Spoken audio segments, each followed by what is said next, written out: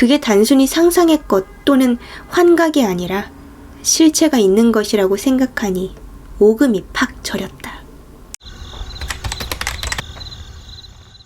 뿅! 어서오세요. 오늘은요, 제가 뭘 가지고 왔냐면요.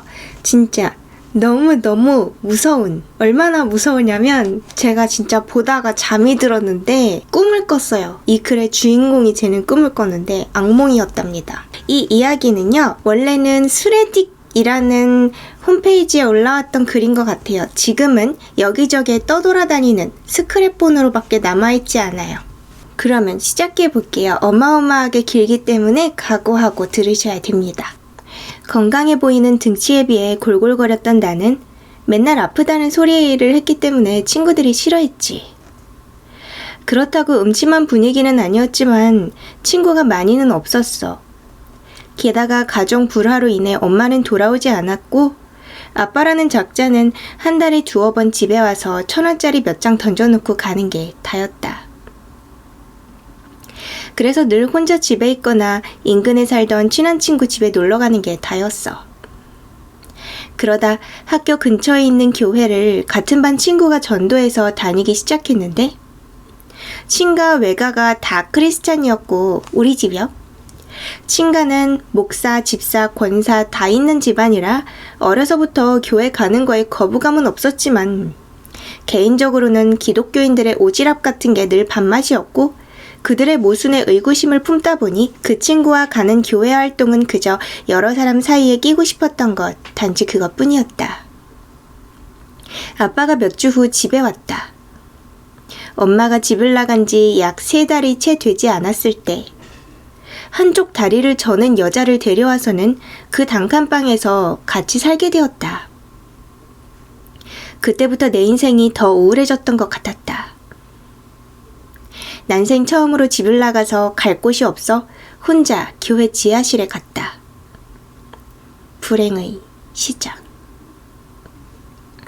지하실에는 내가 좋아하는 피아노도 있었고 예배 보는 곳에 방석도 있고 그래서 쌀쌀한 추위는 면하고 잘 수 있겠다 싶어 들어갔지. 그리고 교회라면 왠지 혼자 있어도 기분 나쁜 뭔가 나타나지는 않을 것 같았다. 그 시간엔 아무도 없을 테니까 피아노 발판에 보면 소리 죽이는 게 있었는데 소리를 죽이고는 이것저것 쳐보기도 하고 그러면서 시간을 때웠어. 그러다 위에서 발소리 같은 게 났어. 황급히 피아노 쪽 형광등을 내리고 숨죽이며 강당 뒤로 숨었지. 왠지 들키면 집에 보낼 것 같아서 말이야. 그 시간에 올 사람은 없을 것 같았고 조그만 교회라 경비도 없는데 예배당은 지하실과는 또 독립적인 별채라 학생부 외에는 잘 들어오지 않던 곳이라 내가 있는 걸 들켰나 싶었다. 저벅저벅하는 발소리가 지하실 문 쪽에서 멈춘 것 같았다.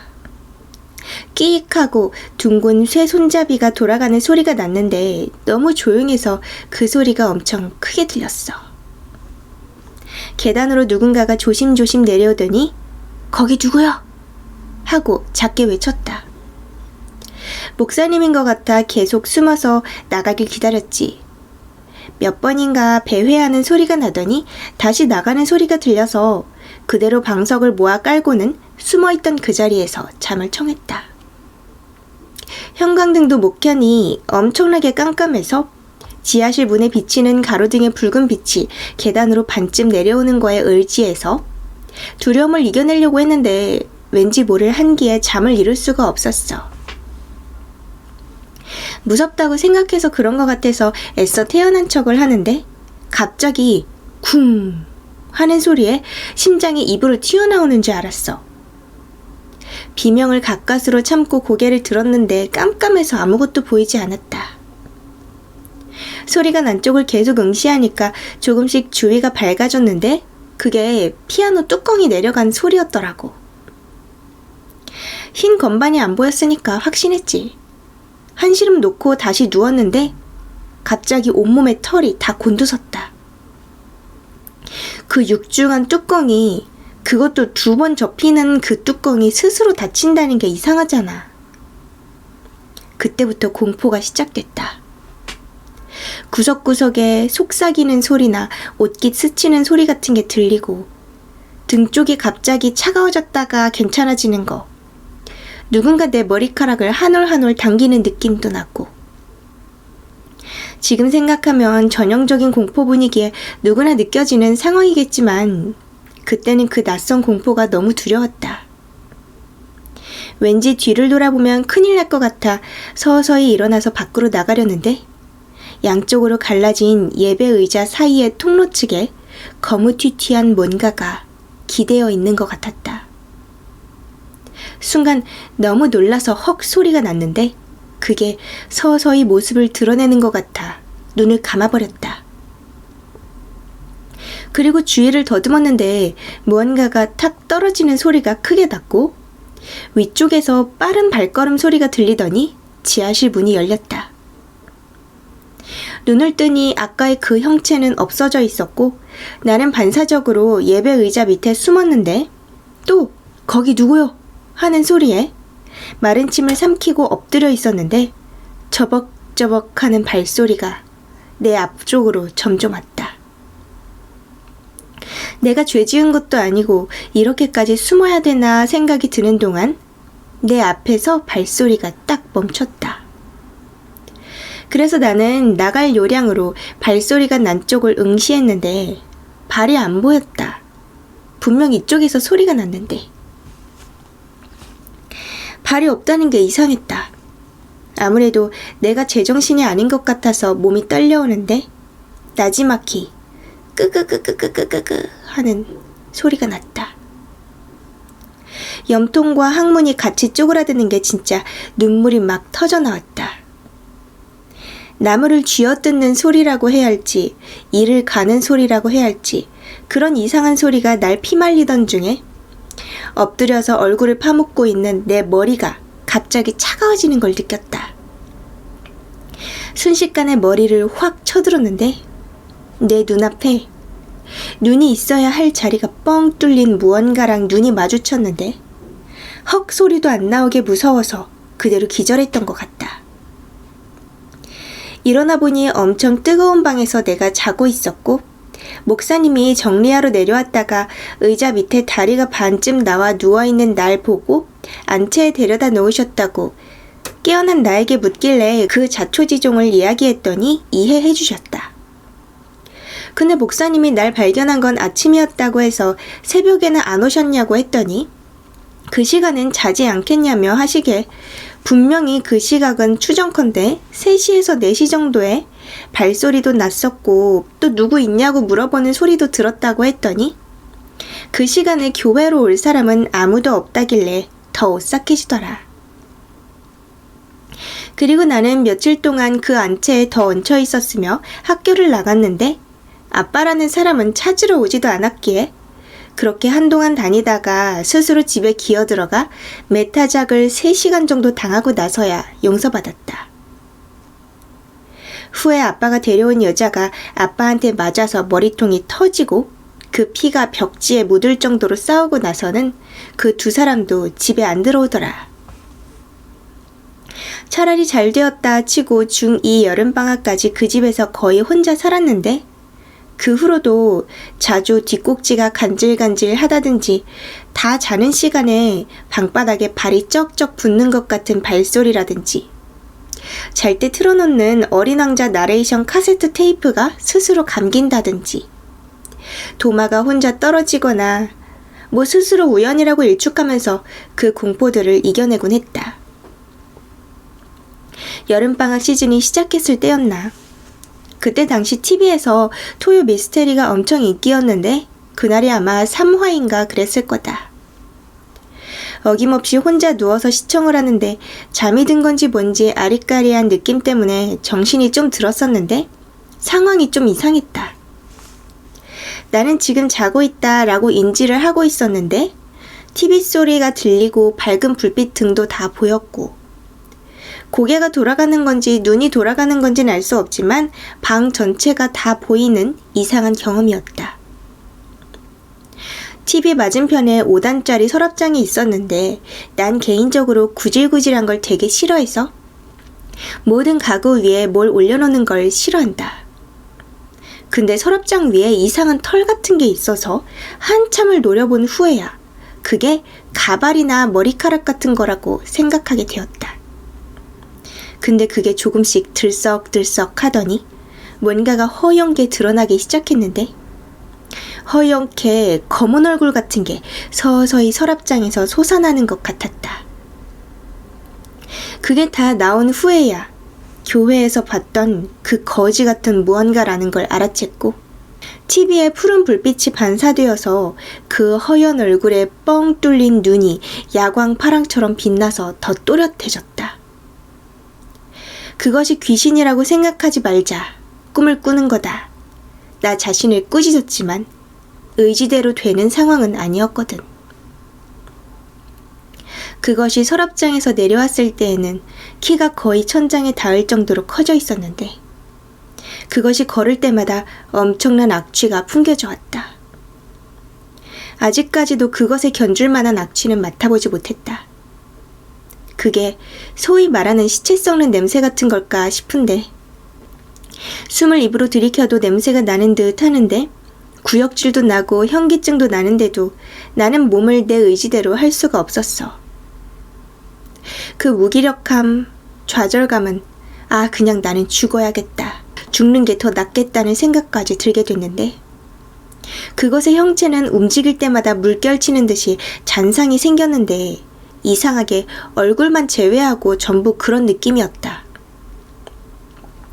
그래서 내 정신이 더 혼미해지는 것 같고 점점 자기 자신을 놓게 되더라. 그러다 그것이 길고 막대기 같은 손을 뻗어 내 이마를 살짝 그었는데 머리가 반으로 쪼개지는 듯한 고통의 소리를 질렀다.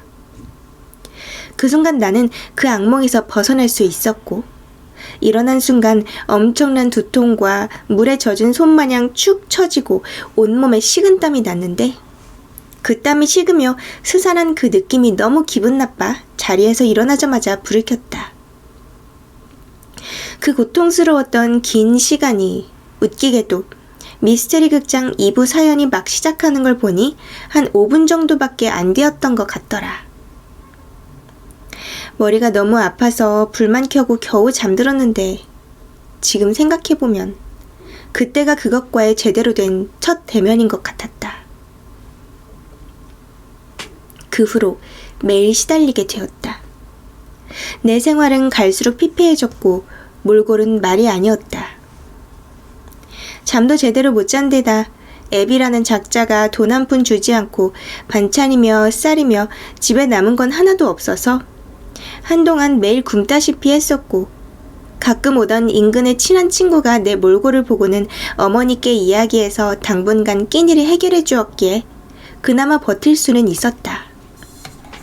그것은 점점 내 생활을 잠식했는데 자고 있을 때 깨우는 정도까지 되었다. 악취에는 점점 무뎌지는 건지 냄새가 나지는 않는 건지 악취가 나지 않더라도 그것은 내 시선이 닿는 곳에 있었고 내 배 위에서 서서 매우 빠른 속도로 제자리 뛰기를 하거나 무엇을 먹는 듯한 이상한 행동도 했는데 언젠가부터 모습이 조금씩 달라지고 있다는 걸 느끼게 되었는데 어느 날은 문드러져 있던 입과 코가 올라와 있는 걸 보게 됐다. 그날도 어김없이 TV 불빛에 비쳐 나타났는데 처음으로 나에게 말을 건넸다. 성대가 없는 것처럼 이상한 소리였는데 말은 알아듣지 못했지만 그 소리가 너무 섬뜩해서 이건 진짜 이 세상의 것이 아니구나 싶었다.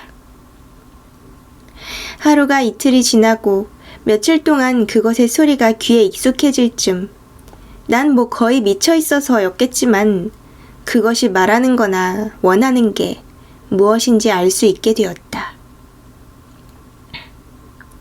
문장을 완벽히 구사한다기보다는 단어를 조각조각 맞추는 식이었는데 주로 자주 나오는 단어는 불러, 나의 것, 양분을, 돕다 이런 거였는데 내가 끼워 맞춘 바에 의하면 양분 같은 걸 주면 돕겠다 또는 너는 내 것이니 양분을 주는 걸 도와라 뭐 이런 식인 것 같았다.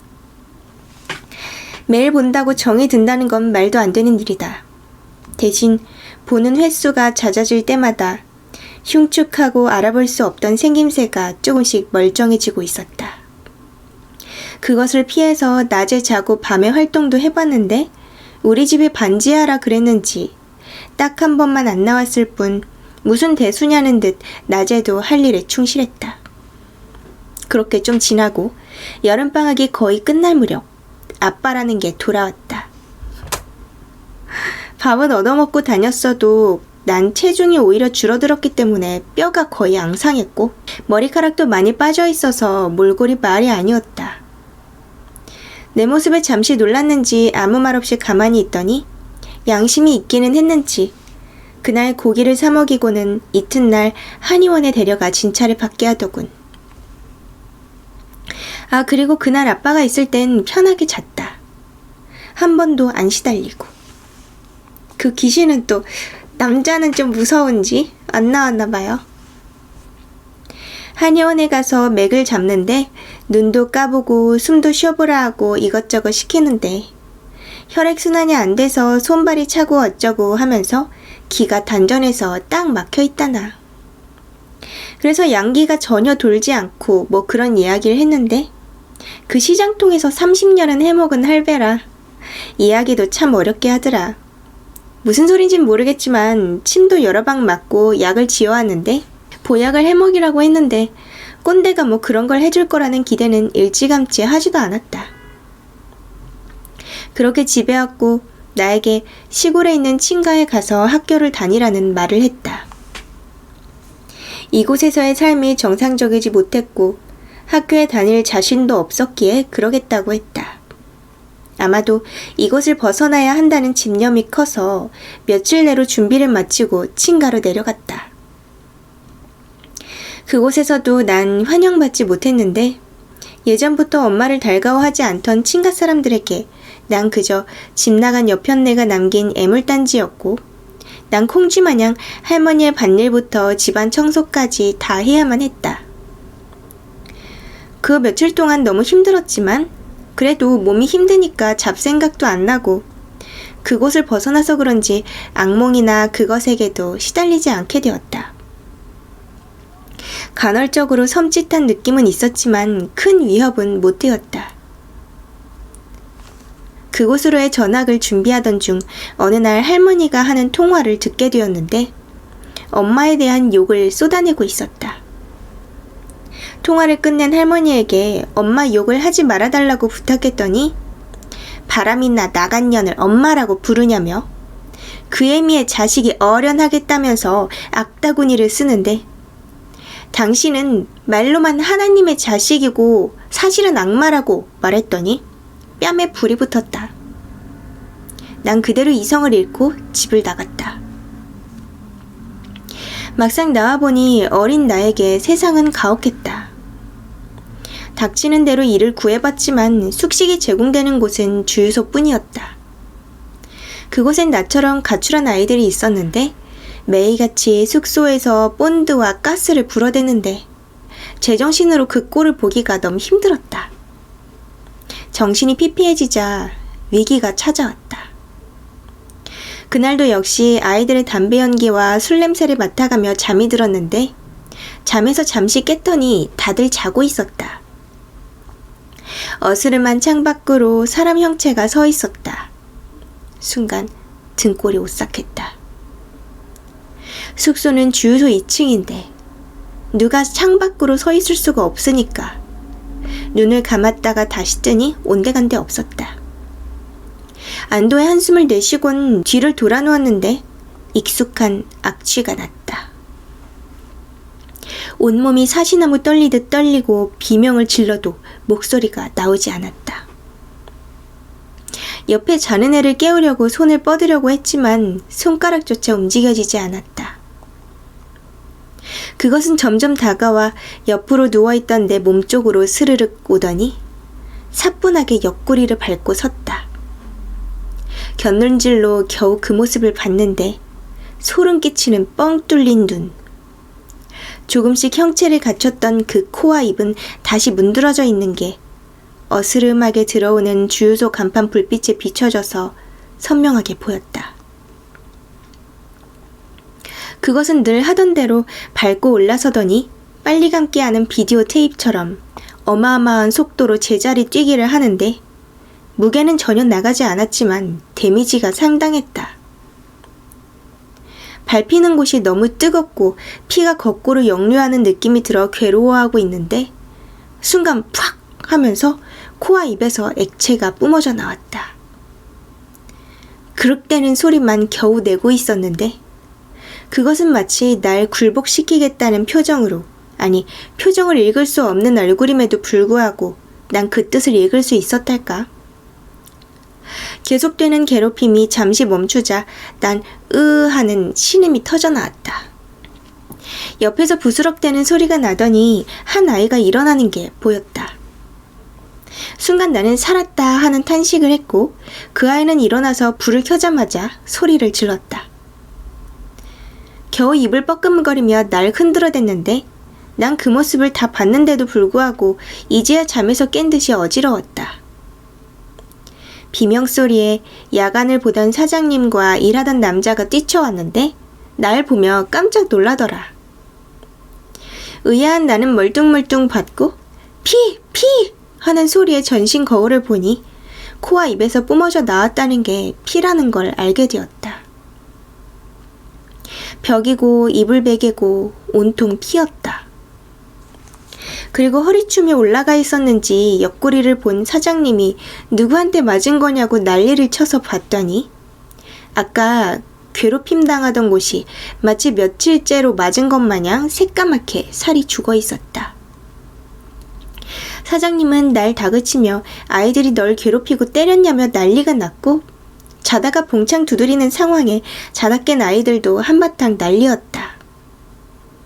난 정신을 추스르고는 그런 게 아니라며 오해를 풀려 했지만 쉽사리 믿어주지 않았고 일단 병원으로 가자며 반강제적으로 업혀서 문을 나서는데 응급실에 가면 왠지 친가에 연락이 가지 않을까 싶어서 안 간다고 버텼다. 날이 밝고 내 소식을 들은 사모님이 일찌감치 와서는 날 불러서 어찌된 상황인지 물었다. 그러나 그런 이야기는 할 수가 없었기에 아이들이 괴롭힌 건 아니다 라는 말만 반복했고 나는 몰골이며 피 흘린 거며 무슨 중병에 걸린 환자 취급을 받게 됐는데 사모님과 사장님이 한참 이야기하더니 월급을 정산해 줄 테니 집으로 돌아가라고 하더라. 걱정도 됐겠지. 나이도 어린데 병 걸린 환자 데려다 쓰다가 죽기라도 하면 그분들 입장은 엄청 난처해질 테니까. 그렇게 그날 난 얼마간 일했던 봉급과 병원비 하려며 주신 용돈을 들고 그곳에서 쫓겨나다시피 나왔다. 그렇게 다시 난 거리로 내몰렸어. 어디로 가야 할지 여전히 막막했지. 인근의 벼룩시장을 꺼내들고 구인란을 뒤지고 공중전화에 가서 면접 전화를 했는데 나이가 어리니 다들 딱 자르더라고. 그래서 무작정 외가가 있는 대구로 버스 타고 갔다. 버스에서 잤더니 그것도 나타나지 않더라. 싼 걸 찾으려고 완행버스를 타는데 거의 8시간 정도를 간 것 같아. 그동안 아주 푹 잤지. 버스에서 내리고 보니 동대구 쪽이 아니라 서대구라 전혀 어디인지 모르겠더라고. 공중전화를 찾아 전화를 하는데 예상 밖으로 냉랭한 대답이 돌아왔어. 그 따뜻하던 외가분들이 엄마와는 헤어져 버린 나에게 너무 차갑게 변해서 어서 돌아가라는 말만 한 채 더 이상 전화를 받지도 않았다. 터미널에도 하나둘씩 사람들이 사라져갔고 그때는 찜질방도 없었고 아마 PC방도 없었을 거야. 오갈 데 없는 나에게 너무나도 춥고 가혹한 밤이었다. 이 집 저 집 골목길을 돌아다니다 왁자지껄 떠드는 어느 집 소리가 너무 정겹게 들려서 눈에 눈물이 차오르더라. 신이 있다면, 그토록 그들이 울부짖던 하나님이 있다면 왜 어린 나에게 이런 시련을 주는지 정상적인 생활조차 할 수 없게 그런 것들을 벗어나지도 못하게 하는지 원망하고 또 원망하며 울었다. 그렇게 내 정신력이 흐트러지는 걸 느꼈을 때 다시 마음을 다잡았고 계속 걸었어. 아침이 올 때까지 발은 아프고 배에선 계속 꼬르륵 소리로 아우성이었는데 새벽 5시쯤 되면 목욕탕이 열리기 때문에 가기로 했다. 근처에 대중탕이 있어서 들어가자마자 뜨거운 물에 몸을 적시니 온몸이 간질간질한 게 노곤해져 버려서 아줌마들 자는 휴게실에 누워서 잠이 들었어. 한참 자는데 고스톱 치는 소리가 들려 일어났더니 여러 아줌마들이 화투판을 벌리고 있었다. 부스스 일어나다가 그 중에 부리부리한 눈을 가진 어떤 아줌마와 눈이 마주쳤는데 왠지 내가 먼저 피했다. 탕에 들어가 몸을 담그고 있는데 그 아줌마가 들어왔다. 온탕에 들어와 한참 앉아있는데 왠지 자꾸 가시방석 같아 먼저 일어나려는데 아줌마가 빤히 보더니 너 짐 나왔지? 하길래 개교기념일이라 쉬는 거예요 하며 얼버무렸다. 아줌마가 피식 웃더니 거짓말하지 마 이년아 이러더라. 다짜고짜 이년저년해서 기분이 나빠져 버렸거든. 대꾸조차 안 하고 그대로 탕에서 나가 사우나로 들어갔어. 그런데 거길로 쫓아 들어와서 자꾸 말을 붙이길래 화를 냈다. 난 마치 도둑이 재발절인 기분이랄까. 왜인지 안절부절하지 못하고 아줌마한테서 벗어나고 싶었다. 그래서 집에 가야 된다고 화내며 비켜달라고 했는데 그런 내 속을 아는지 아무 말 없이 날 보길래 나도 뭔가 지지 말아야겠다는 생각이 들어서 똑바로 쳐다봤다. 근데 크고 깊으면서 부리부리한 그 눈을 본 순간 뭣도 모르는 나이인데도 귀에 짓눌리는 기분이 뭔지 알겠더라고. 아줌마가 한참을 길막하더니 내 생각나면 다시 와라 하더라. 뭔 소린가 싶어서 그냥 나왔는데 내 뒤에다 대고 금세 만날 거니까 하며 깔깔 웃는데 소름이 끼치더라고. 골목을 빠져나와 터미널 쪽으로 걷고 있었는데 갑자기 눈앞이 노랗고 파래지며 현기증이 막 나서 걸을 수가 없었다. 눈앞은 계속 흔들리고 다리에 힘이 들어가질 않아서 거리에 주저앉아 있는데 며칠 전에 각혈 같은 걸 엄청나게 했으니까 그럴 수도 있겠다 싶었고 가만 생각해보니 주유소를 나온 이후로 먹은 거라곤 소세지 한 개가 다였으니까. 식당부터 갈지 병원부터 갈지 고민하다가 병원부터 가기로 했다. 마침 빈속으로 나와서 내시경 외에도 다른 검사까지 받을 수 있었는데 예상 외로 장기는 아주 깨끗해서 의사가 그 정도 피를 뿜을 수 있을 정도면 폐든 어디든 출혈 흔적 같은 게 있어야 하는데 아무래도 없다면서 코피 같은 게 거길로 넘어가서 그럴 수도 있을 거라고. 별일 아닌데 위험이 약간 있다면서 약을 처방해줬다. 그땐 뭐 그럴 수도 있겠다고 생각하며 이상이 없으니 됐지 하고 나왔는데 병원비가 엄청 나오더라. 병원비로 받은 걸로도 모자라서 봉급 받은 거에서도 꽤 쓴 것 같아. 완전 개털이 되어서 터덜터덜 식당으로 향했는데 터미널 앞에서 어떤 아줌마랑 아저씨랑 욕을 하면서 싸우고 있었는데 얼굴을 봤더니 목욕탕에서 봤던 그 아줌마였다. 주위 사람들이 막 수근거리는데 대충 주워듣기로는 아줌마가 터미널에 자주 나와서 앉아있는데 신을 받은 건 아닌데 신기가 주체가 안 돼서 지나가는 사람들에게 툭툭 내뱉어서 가끔 저렇게 시비가 붙는다며 또 시작이네 하더니 다들 제 갈 길 가더라. 아저씨도 재수없다고 침을 뱉고 사라지고 남은 아줌마만 몸을 추스르고 있었다. 그 아줌마가 날 보더니 거봐 또 만난다고 했지 이러며 내 손을 잡고 당연하다는 듯 식당으로 들어갔다. 엉겁결에 주문까지 하고 밥 한 그릇을 다 먹었는데 그때까지 아무 말도 않던 아줌마가 나지막하게 너 가슴에 뭐 숨겼냐? 하더라. 무슨 소린가 싶어 눈만 껌뻑거리는데 이내 모르면 됐어. 밥값은 네가 내라 하는 것이다.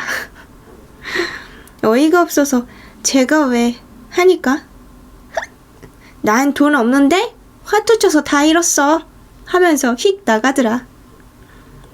어쨌든 계산을 했고 나도 모르게 그 아줌마 뒤를 졸졸 쫓아갔는데 그런 내가 싫진 않았는지 빨리빨리 하며 걸음을 재촉했다.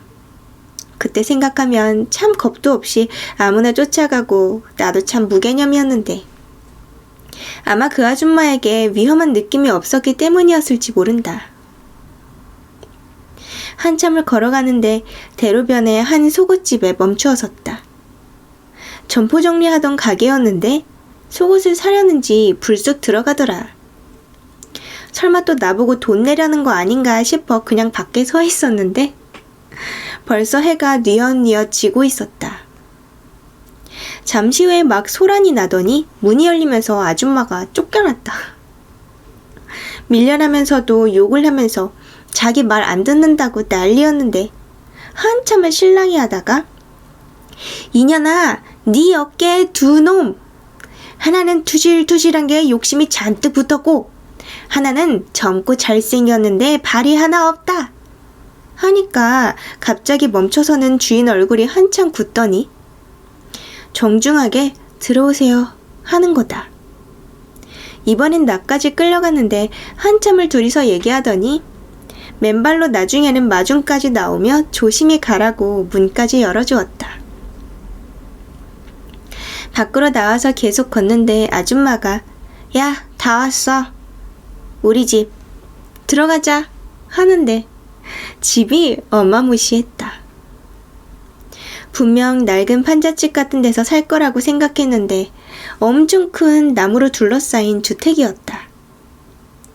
깜깜해서 잘 보이진 않았지만 엄청 큰 것 같았다. 대문을 열고 들어가니 개 몇 마리가 날 향해 일제히 짖기 시작했다.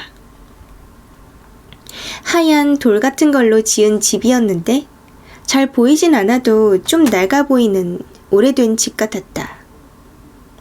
실내에 들어가니 입이 떡 벌어졌다. 2층 집이라 천장도 높고 20년은 되어 보이는 양식이었는데 벽과 바닥이 모두 니스칠된 나무로 되어 있었다. 그 집의 역사는 그대로 두고 가구만 현대식으로 들여진 것 같았다. 가구도 TV에서 보던 부잣집 가구라 연신 작은 탄성만 지었는데 그런 나를 데리고 욕실과 묵을방을 알려주느라 부산한 아줌마였다. 묵을방까지. 엉겁결에 따라오긴 했지만 갑자기 앞으로 묵을방이라니까 좀 신경 쓰였지만 단칸방에만 살다가 이런 곳에서 살게 된다니 좀 기뻐서 거절하진 못했다. 그땐 너무 어려서 그랬는지 앞일은 생각도 하지 않는 이상한 사고방식을 가졌던 것 같다. 그렇게 그 집에서 첫날 밤을 보내게 되었는데 낯선 곳이라 그런지 자꾸 뒤척이게 돼서 잠이 들어지지가 않았다.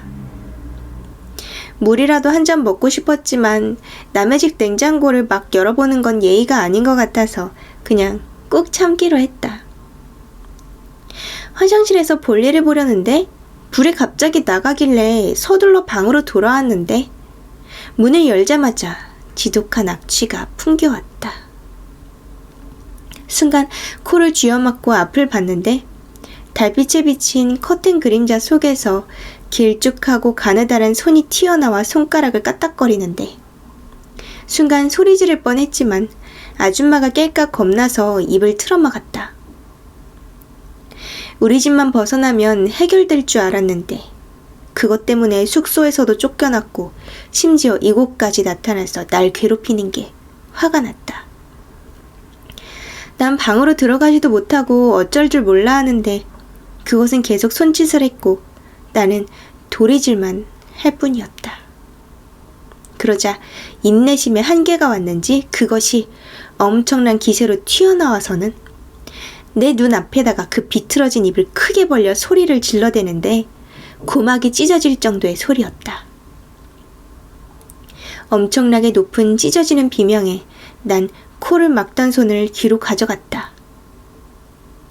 귀를 막아도 그 비명은 그대로 들려서 귀에서 피가 날 지경이었다. 갑자기 등 뒤에서 무언가가 확 날아들어왔다. 촥 하는 소리와 같이 팥이 방바닥에 나뒹굴고 있었고 비명소리도 그것도 사라져 있었다. 부들부들 떨며 자리에 주저앉았는데 아줌마가 손에 든 팥 바가지를 내려놓고 나를 꼭 안아줬다. 긴장이 풀리니 눈물이 터져나왔고 나머지는 내일 얘기하자며 날 자리에 뉘어주고 가셨다. 그 상황에도 잠이 오긴 하더라. 그것은 나타나지 않았지만 계속해서 악몽을 꿨다. 지금은 그 내용이 상세히 기억나지 않지만 대강 무언가에 쫓기는 꿈이었는데 쫓기는 대상은 없는데도 내가 두려워하면서 달렸다. 그리고 어떤 일들이 지나고 교회에 도착했는데 그 지하실로 내가 내려가서 의자 밑에 숨어 있을 때 그것이 확 나타나서 내 손을 끌고 가는데 그 후부터는 기억은 잘 안 난다. 악몽에서 깨어났더니 거의 한낮이 되는 시간이었다. 방 안 공기는 차가웠고 우풍이 있는지 코가 시렸다. 어제 그것이 서 있던 커튼을 보니 현기증이 났다. 그것이 서 있던 자리는 장판이 까맣게 그을려 있는 걸 보고 섬뜩한 게 그게 단순히 상상의 것 또는 환각이 아니라 실체가 있는 것이라고 생각하니 오금이 팍 저렸다. 거실로 나오니 따뜻한 기운에 몸이 녹는 듯 했다. 그러고 보니 아직 겨울이 온 것도 아닌데 코가 시려울 정도라니 이상해서 방으로 다시 들어가 봤다. 아까 같은 추위는 전혀 느껴지지 않았는데 그냥 내 착각이겠거니 했다. 거실엔 아줌마가 소파에 앉아 무언가를 골똘히 생각하고 있는 듯이 눈을 감고 있었고 내가 작은 목소리로 인사하자 싱긋 웃으며 소파에 앉으라는 듯 눈짓을 했다. 죄인이 된 것 같은 기분에 고개만 푹 숙이고 있었는데 불편한 침묵에 아줌마가 먼저 입을 열었다. 내 신변에 관한 질문이었는데 우물쭈물하며 말을 잘 못했더니 답답하다는 듯이 한숨을 길게 쉬고는 당신의 과거 이야기를 꺼냈다. 나이는 40대 중반이고 30대 후반부터 시작한 무역 사업이 잘 되어서 그 당시 여자로서는 엄청난 지위와 부를 가졌었는데 40이 되던 해에 사업이 흔들리기 시작했고 이혼한 남편과의 사이에 딸이 하나 있었는데 그 당시에 8살. 사업이 무너지면서 가세가 기울 때쯤 갑자기 딸이 이유도 없이 쓰러져서 혼수 상태. 병명도 모른 채 48일 후 심장 멈춤. 모든 재산은 백지화가 되었고 친정의 도움으로 현재의 집만 건졌다고 했다. 본인은 어렸을 때부터 예감이나 꿈이 잘 맞았다고. 전업주부에서 이혼 후에 사업을 벌렸을 때도 그 도움을 많이 받았다고 했다. 자세한 얘기는 생략하고 40이 되던 해 무병이라는 게 왔는데 그것 때문에 사업 신경도 못 쓰고 계약건도 자꾸 펑크를 내거나 해서 그때부터 무너졌다고 했다. 사업은 둘째치고 건강이 너무 나빠져 병원을 다 돌았는데도 병명이 안 나왔고 몸이 좀 나아지는가 싶어 제자리를 잡아갈 때쯤 딸이 죽어버렸다고 했다. 아이를 잃고 나서는 미친 사람처럼 살았는데 속에서 뜨거운 무언가가 계속 가슴과 머리에서 타들어가 잠도 못 자고 먹지도 못해서 다 죽겠다고 생각했을 때 친정오빠가 굿이라도 해주려고 부른 무당의 말로는 그때 처음으로 신병을 앓게 되었다고. 자기는 이미 잃을 게 없다면서 신 받는 걸 계속 거부하고 지금까지 살아왔고 그 넘치는 기운을 못 이겨 터미널에서 곧잘 앉아 지나가는 사람들을 하루 종일 지켜보곤 했는데 눈앞에서 영상처럼 그려지거나 마음속에서 일어나는 울림 같은 걸로 그 사람의 애군이나 행운을 스스로 점치면 자신도 모르게 그 사람을 붙잡고 떠들어댔다고 했다. 그래서 시비도 붙고 미친 여자 소리도 들었는데 욕했던 사람들은 다 하나같이 일주일도 채 안 되어서 복제를 들고 찾아온다고 했다. 많은 액수를 들고 와서 점을 더 쳐주길 원하는 사람도 있었지만 들고 온 복채는 앞서 봐줬던 대가람에서 1,000원씩만 챙겨놓고 더 이상의 점은 쳐주지 않았단다. 본인은 무당이 아니라면서. 한참 얘기를 듣다가 전날 있던 속옷 가게 얘기를 했더니 그 주인의 어깨에 남자가 둘이 있는데 그 여자에게 온 급사를 대신 맞아 죽은 남편과 정부라고. 그래서 둘이서 그 여자 어깨에 머물면서 좋지 않은 사이이다 보니 항상 싸우는데 그로 인해 몸도 아프고 장사도 안 되는 거라며 절에 가서 치성도 좀 드리고 이것저것 하라고 알려주고 온 거라고 얘기하더니 더 궁금한 건 없냐고 물었다. 당연히 제일 궁금한 건 내 문제이긴 하지만 그걸 물어보면 내 이야기도 해야 돼서 잠시 망설였는데 그런 속을 꿰뚫기라도 하듯이 날 도우려면 자기가 알아야 할 게 있다면서 귀신이라고 만물을 다 아는 건 아니라는 농담도 좀 섞어 내 기분을 편하게 해줬다. 심호흡을 크게 하고 내 가정 환경부터 그간 있었던 일들을 다 이야기했다. 밥도 먹고 차도 마시며 그간의 소가리를 풀어내고 나니 가슴 한켠에 막힌 응어리가 뚫리는 기분이었다. 내 이야기를 끝까지 듣던 아줌마는 한참을 골똘히 생각하는 듯 아무 말도 하지 않고 앉아 있었는데 이윽고 무언가 생각이 났는지 입을 뗐다. 난 조상을 모실 그릇도 아니고 그럴 이유도 전혀 없다고. 보지도 듣지도 말아야 할 것들은 내 곁에 있어서도 있을 필요도 없다고 말이다. 단순하게 내가 무언가 건드리지 말아야 할 어떤 것을 건드렸다는 것. 부정한 것, 더러운 그릇을 자의로든 타의로든 내가 시작해버렸기 때문에 내 곁에 있는 것이고 그마저도 기가 탁하지 않은 자에게는 붙어있지도 못하는데 나는 부정한 것이 숨어들기 딱 좋은 안식처 같은 거라고 말했다.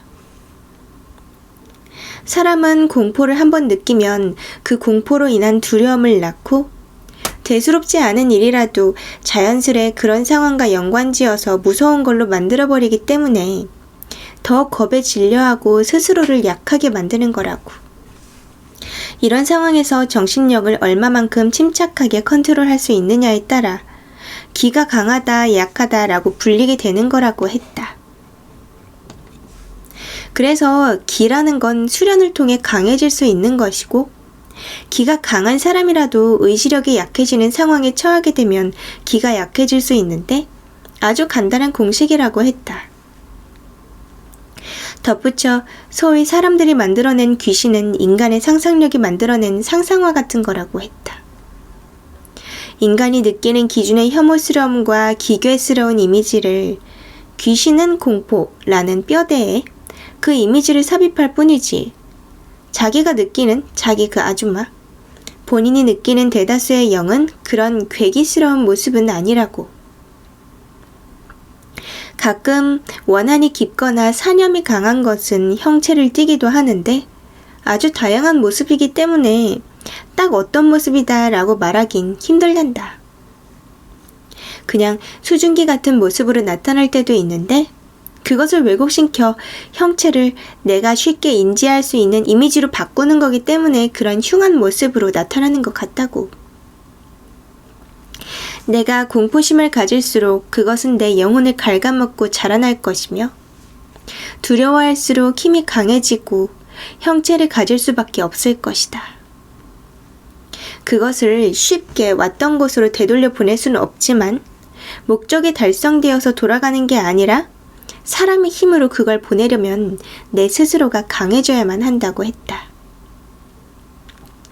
너무 어려운 말들이라 지금에서야 그 뜻을 이해하지 어렸던 나는 그걸 제대로 알아듣지 못했고 머릿속엔 온통 내가 무얼 잘못 만졌을까 하는 생각뿐이었다. 한참을 이야기하고 나니 시간이 꽤 오래 되어버렸다. 해는 뉘엿뉘엿 지고 있었고 아줌마는 갑자기 무언가 생각난 듯 자리를 박차고 일어나며 나에게 옷을 입으라고 했다. 그렇게 밖을 따라 나서 찻길을 하나 건넜고 작은 비탈을 하나 지나 골목으로 들어갔는데 허름한 다세대 주택들이 다닥다닥 붙어있는 곳이었다. 희미하게 가로등이 켜지고 어둑어둑한 곳이 밝아지고 있었는데 낡은 철문을 끼익 밀더니 2층으로 올라가서 문을 두드렸다. 안에서 인기척이 들리더니 누군가 빼꼼하고 고개를 내밀었다. 하얗고 곱상하게 생긴 얼굴을 가진 남자였는데 아무 말 없이 집으로 들어갈 수 있도록 몸을 비켜주었고 나도 올라오라는 손짓을 하길래 집으로 들어갔다. 그 집은 잔잔한 향냄새 같은 게 났는데 난 좀 불쾌한 냄새였다. 국민학교 2학년 크리스마스 이브에 불의의 사고로 돌아가신 큰 이모부의 장례식에서 맡던 그 향냄새. 땅콩 비린내처럼 비리면서 이상한 냄새라 어린 시절 기억에도 맡기 싫어했던 게 떠올랐다. 그 남자는 시종일관 아무 말도 없이 묵묵히 찻상을 펴고 방석을 깔고 이상한 맛이 나는 차를 내왔는데 가까이서 봤더니 눈이 굉장히 작아서 마치 웃고 있는 것처럼 보였는데 어찌 보면 여자 같기도 하고 어림잡아 20대 중반쯤으로 되어 보였다. 그렇게 말도 없이 차를 홀짝대다가 아줌마는 인사 같은 것도 없이 다짜고짜 나 논산에 갔다 올 테니 그동안 얘 좀 돌봐줘라 하는 것이었다. 남자는 약간 놀란 듯 했으나 아무 말 없이 고개를 끄덕였고 날 한번 훑어보더니 처음으로 입을 열었다. 목소리가 비단결 같았는데 편하게 선월이라고 부르라고 했다. 무슨 남자 이름이 그런가 싶었는데 여자인데 남자처럼 생긴 건가 싶기도 해서 호칭을 오빠라고 해야 되는지 언니라고 해야 되는지 한참 갈등하다 친해지기 전까진 그냥 선월이라고 부르기로 했다. 그렇게 아줌마는 자기 할 말만 하고 벌떡 일어나서 나가길래 엉거주춤 일어나 뒤를 따라 나섰다. 인사를 하고 집으로 돌아가는 길에 그 집을 돌아봤더니 익숙한 깃발 같은 게 대문에 매달려 있었다. 난 조심스레 아줌마에게 그분이 무당이냐라고 물어봤더니 아줌마가 너 무당 본 적 있냐? 하고 되물었다. 아니 처음 본다라고 하니 그럼 뭘 보고 무당이냐? 다시 물어보길래 대문 옆에 깃발 같은 게 있어서 그렇다고 했다. 아줌마는 빙긋 웃으며 그래 맞다. 이 말만 하고는 다시 빠른 발걸음으로 돌아갔다. 집에 도착해서 아줌마가 나에게 당분간 이 집에 선월이랑 있으면서 지내라고 했다. 아줌마는 볼 일이 있어서 논산으로 간다고. 아마도 한 달 정도 걸릴 거니까 그동안 선월이 밥도 챙겨주고 그럴 거고 이상한 사람 아니니까 걱정하지 말라며 선월이 어딜 가든지 항상 따라다니라고 했다. 절대 개인 행동은 금물이라며. 무슨 일인지 묻고 싶었지만 난 꽤 소심하기 때문에 어련히 본인 스케줄이 있겠거니 하고 고개만 끄덕였다. 아줌마는 씻고 오더니 오늘은 나와 같이 자마 하며 아줌마 방에 이부자리를 깔아줬다.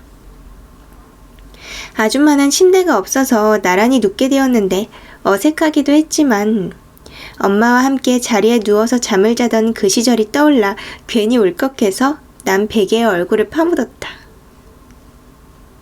그저 일개 중학생일 뿐이었던 내 삶이 어느 날부터 이상하게 변했고 흘러 모르는 사람 집에서 동거까지 하며 보살핌을 받는다는 게 신기하고 믿겨지지가 않아서 머릿속이 복잡했다.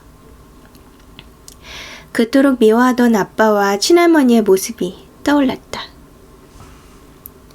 지금쯤 그들에게 나 같은 건 안중에도 없겠지 하는 생각에 화도 났지만 쓸쓸했다. 슬쩍 옆을 보니 아줌마는 곤히 잠든 듯 했다.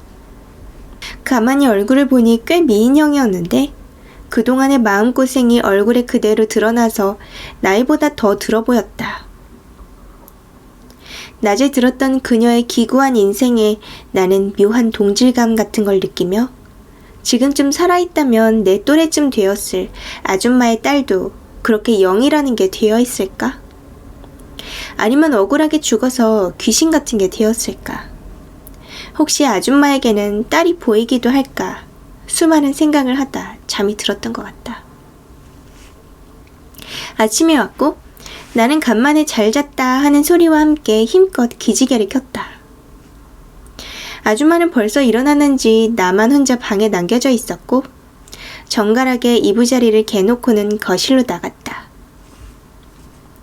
부산스럽게 무언가 준비하고 있었는데 옆에는 이미 가방 꾸러미가 2개나 있었다. 아침 인사를 하는 날 보더니 여전히 싱긋 웃는 눈인사로 대신하고 전화기를 들어 어딘가로 전화하며 주방 쪽을 손가락질했다.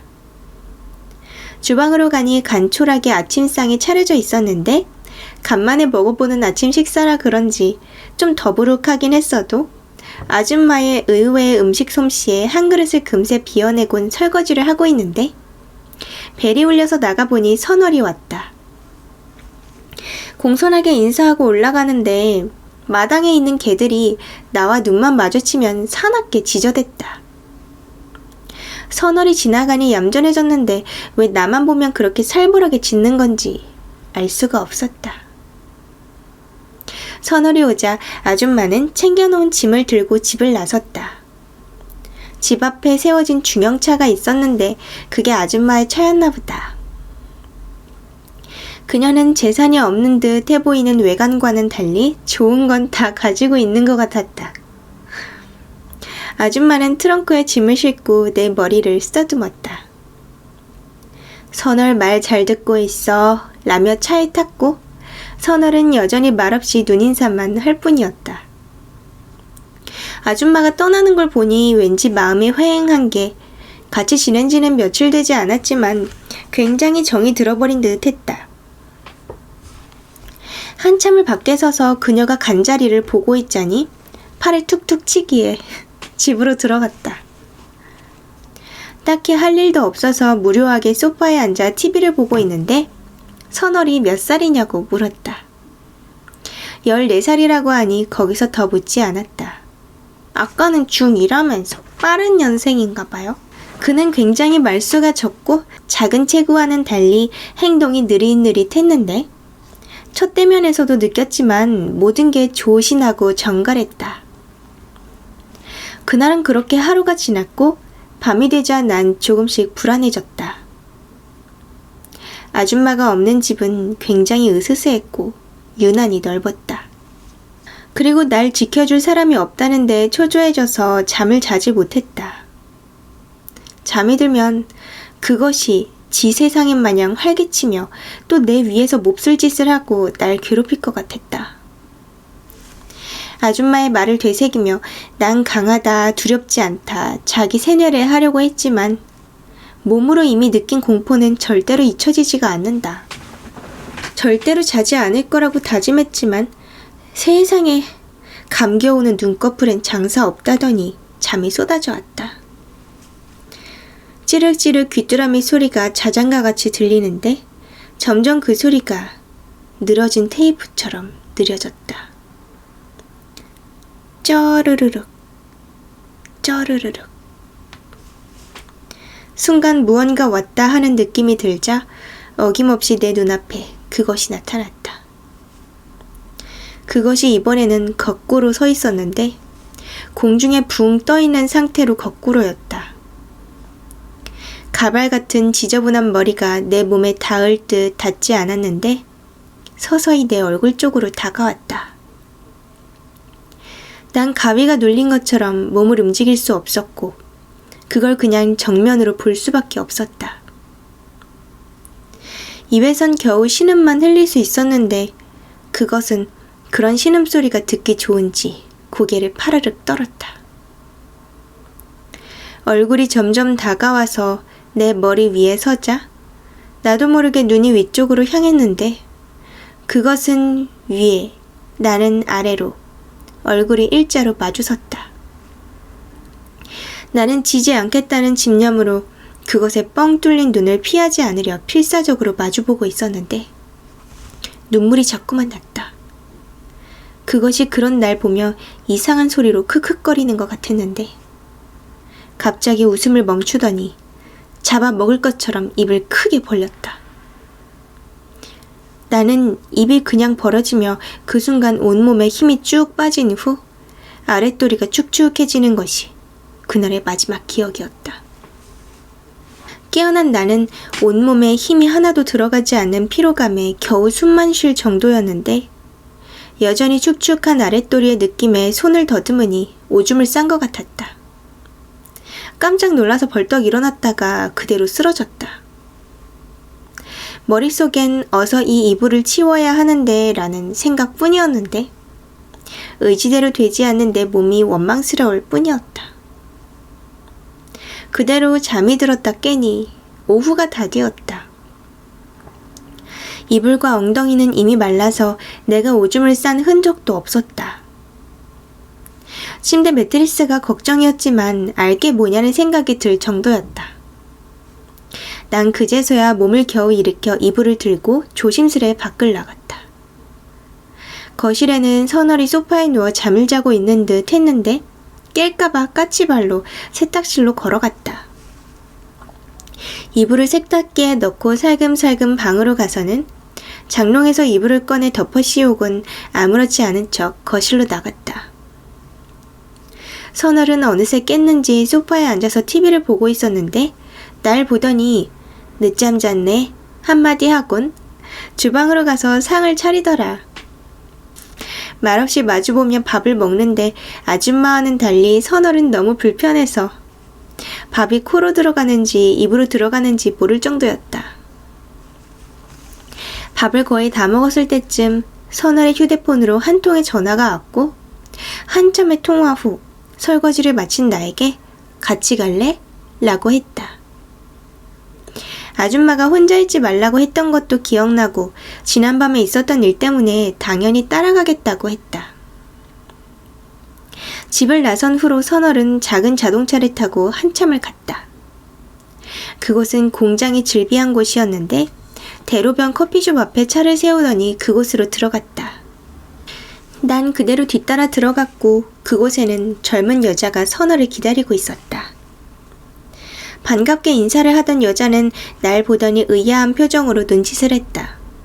서널은 친척 동생입니다 라고 한마디 하고는 자리에 앉았다. 나는 눈치껏 뒷자리에 따로 앉았는데 서널이 내 몫으로 파르페를 시켜주고 그 여자와 이런저런 이야기를 나눴다. 안 듣고 싶어도 사람 귀는 항상 열려있기 때문에 본의 아니게 이야기를 다 듣게 되었는데 그 여자는 전부터 서널을 알던 사이 같았다. 거리낌 없이 얘기하는 모습이 그렇다는 걸 알게 했다. 인근에서 술집을 하는데 다 망한 가게를 헐값에 인수해 영업했는데 그녀가 한 후로는 엄청난 호황이었다고 했다. 장사가 잘 되어 종업원들도 많이 부렸는데 언젠가부터 장사가 고꾸라지기 시작했다고. 그곳에는 숙소 같은 게 있었는데 거기에서 숙식하는 종업원들이 갑자기 아프더니 일을 못하는 날들도 많아지고 손님들은 매일같이 왔지만 거짓말처럼 손님이 딱 끊겨서 공치는 날도 생기고 해서 이유를 찾아봤지만 별 소득도 없었고 장사가 잘 돼서 그런 곳에 일하는 종업원들의 선불을 빌려주었는데 돈이 모자라서 돈을 빌려서 맞춰줬는데 일은 못하고 장사도 안 되고 하니 양쪽으로 죽을 맛이었나 보더라. 어느 날 갑자기 안 되는 게 말이 되냐며 아무래도 여러모로 이상한 일이 많다며 서널에게 도움을 청하는 거다. 얘기를 나누던 둘이 자리에서 일어났고 미처 먹지도 못한 파르페를 두고 난 일어나야 했다. 여자는 같이 차를 타고 이동했는데 날 뒤돌아보더니 오빠 따라다녀 재미있냐며 묻더니 잘생긴 친척 오빠 둬서 좋겠다 하며 까르륵 웃었다. 난 멋쩍게 그냥 웃어넘겼고 그녀의 가게에 도착했다. 그곳은 지하였는데 술집이라 그런지 눅눅한 술 냄새와 곰팡이 냄새 같은 게 배서 고약했다. 들어가자마자 선월이 한 바퀴 휘 둘러보더니 뭐라고 중얼거렸다. 난 그냥 신기해서 쳐다보고 있었는데 갑자기 선월이 중얼거림을 멈추더니 저기 하고 손짓했다. 사방에 여러 거울이 있었는데 한쪽에 꽃그림이 어지러운 벽지로 마감된 벽을 가리켰는데 여자가 달려가 보니 이상하게 못이 벽에 박혀있지 않고 모서리에 박혀있다면서 이상해 라고 소리쳤다. 나도 따라가서 봤는데 진짜로 아주 조그만 녹슨 못이 모서리에 대충 박혀있었고 선월이 그걸 손으로 탁 치니 뚝 떨어졌다. 구멍이 살짝 나 있는 걸 보더니 그곳에 무언가로 메꾸라고 했고 선월은 가겠다며 나갔고 그 여자는 봉투를 들고 뛰어나와 주머니에 쑤셔 넣더니 내려갔다. 그렇게 우리가 집에 돌아오는 길에 나는 무당이 그런 것도 하는구나 싶었다. TV에 나오는 무당은 작두 같은 데에 올라타고 무서운 화장을 하고 굿 같은 것도 하고 쌀 같은 걸 뿌리면서 점도 보고 그랬는데 선월은 뭔가 도사같이 멋있는 일만 하는 것 같아서 신기했다. 그건 잠시의 착각이었지만 집에 도착하니 벌써 깜깜해져서 난 또 마주쳐야 할 밤의 고통에 한숨이 푹 나왔다. 그런 날 선월이 봤는지 고민이 있냐고 물었지만 그런 이야기는 아줌마 외에는 할 수 없었다. 마음 한편으로는 선월은 도사님 같아서 주문한 방에 뿅 하고 그걸 없애줄 수 있을 것 같기도 했지만 그게 아닐 거니까 아줌마도 별말 없었을 거라는 생각에 잠시나마 의지하려고 했던 마음을 접고는 고개를 가로젓고 방으로 돌아갔다. 늘 그렇듯 나는 그날 밤도 그것과 씨름해야 했고 그것은 내 기대를 저버리지 않기 위해 고민이라도 하는 듯이 별 해괴한 방법으로 밤을 괴롭혔고 매번 탈진에 정신을 잃어가며 깨어나길 반복했다.